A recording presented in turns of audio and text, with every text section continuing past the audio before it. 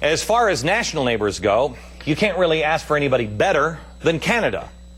Well, maybe Switzerland. That'd be kind of nice because they make all that great chocolate. But Canada does have delicious syrup, and they invented the bacon that is on top of the Egg McMuffin. And they gave us Michael Bublé. So, Canada, I'm cool with you. However, Canadians now have found themselves in a stranglehold of oppressive, politically correct thinking and strong arms. The real story is what is happening in Canada right now, nobody is paying attention to, and it is heading south across our border. I want to tell you tonight a story of Ezra Levant. 2 years ago, he was a publisher of the now defunct Western Standard magazine. In this magazine, they reprinted those Danish cartoons, remember, of Mohammed with the bomb in his turban? When they did that, a radical Muslim tried to, and failed, thank goodness, to have him arrested for exercising his rights as a journalist. The Imam had Levant hauled in before the Alberta Human Rights Commission, however, and on January 11th, he was grilled by a human rights officer for 90 minutes. This is in Canada, not Nazi Germany. He was finally smart enough to bring a videotape camera with him, and he videotaped the entire proceeding. This guy's pretty sharp. He pulled no punches, telling the officer exactly what he thought of her, the commission, and their right to question him. I want to show you a bit of this clip. We published those cartoons for the intention and purpose of exercising our inalienable rights as free-born Albertans to publish whatever the hell we want, no matter what the hell you think. The only thing I have to say to the government about why I publish it is because it's my bloody right to do so.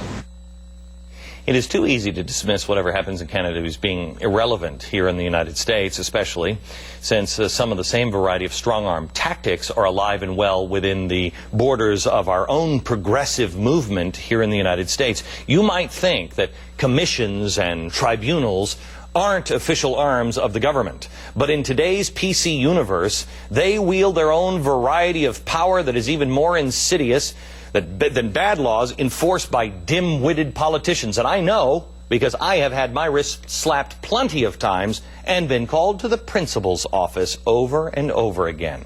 If we see a progressive president in Congress, get ready, America. You just may wake up in a brand new, brave new world. Unless we watch and learn from our neighbors to the north, we're going to get caught in their slippery slope. Ezra Levant joins me now.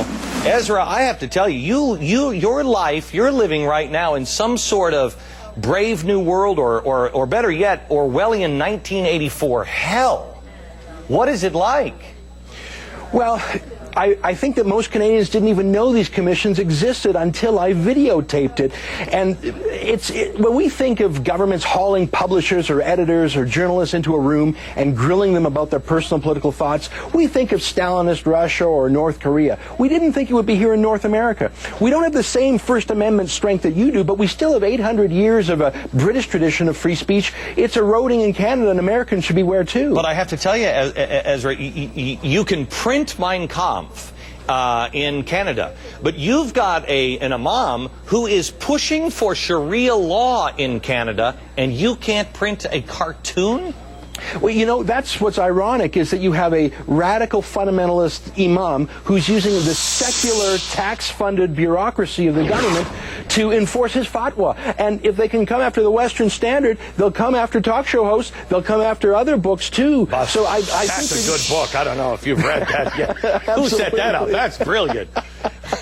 No, I'm serious, though. If they can, it's a strange alliance between domestic politically correct censors with their speech codes and foreign radicals who don't want to have discussion about issues like radical jihad. I think it's a terrible mix, and because the domestic left, which normally stands for free speech and the secular, the separation of church and state, because they're too politically correct, they stand silent when it's a question of the separation of mosque and state. Right, and so you're not getting any support from the Canadian media. I mean, probably lame support from the Canadian media.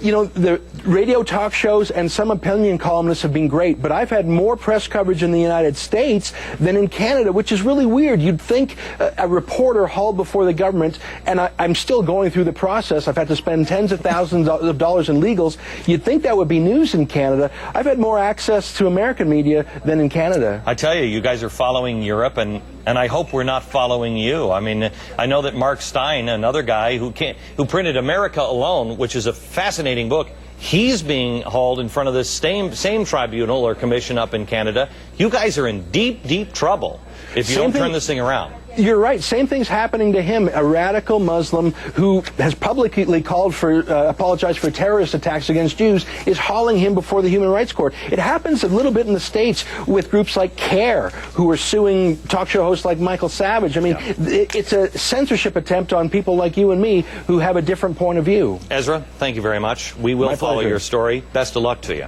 That is The Real Story Tonight. For links to the full video of Ezra's Human Rights Commission meeting, you got to see it.